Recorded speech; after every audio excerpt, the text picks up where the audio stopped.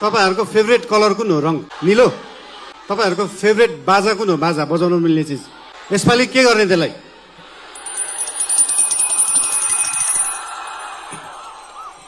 अघि प्लेनबाट ल्यान्डिङ गर्दा गर्दा एउटा कुरा नोटिस गरिरहेको थिएँ। यहाँनिर चितवनमा छतमाथि चाहिँ यस्तो जेस्ता राख्ने चलन रहेछ है। सबका सब नीलो। जिस्काउनलाई राखे जस्तो। कसलाई जिस्काउनु भएको त्यस्तरी? त्यो नीलो छानाले चाहिँ त्यो छतलाई मक्किनबाट जोगाउँदो रहेछ क्या, राष्ट्रिय स्वतन्त्र पार्टी जस्तो।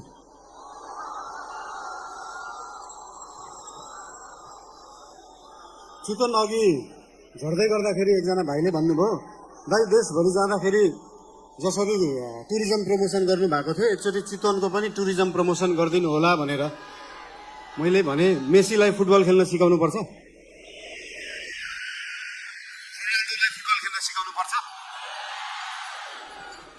हाम्रो चितवनका हाम्रा थारू समुदायमा भएका होमस्टेहरू रिसोर्टहरूमा देख्न सकिन्छ कि यहाँको उत्पादन, यहाँको लुगा, यहाँको म्युजिक, यहाँको खानेकुरालाई कसरी उहाँहरूले टुरिज्म प्रमोसनको लागि उहाँहरूले विश्वमा चिनाउनु भएको छ।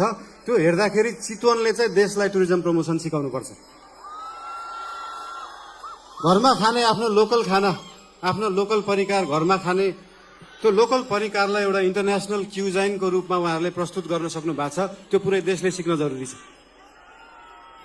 सिकाउने हेन त चितवनवासीले पुरै विश्वलाई टुरिज्म प्रमोसन।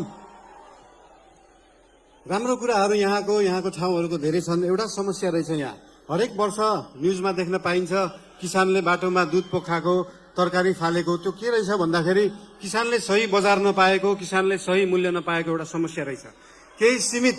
केही सीमित बिचौलिया, केही सीमित नेताहरूको एउटा सिन्डिकेटले गर्दाखेरि पारी जुन अनुदानले कृषि हुन्छ त्यो सस्तो जस्तो देखिन्छ।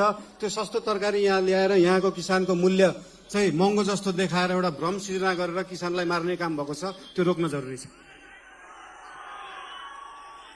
फेरि यो चीज समाधान गर्दै गर्दाखेरि ओहो महँगो तरकारी खानुपर्ने भयो जस्तो लाग्ला, त्यो भ्रम हो। त्यो भ्रमलाई चाहिँ चिर्न जरुरी छ।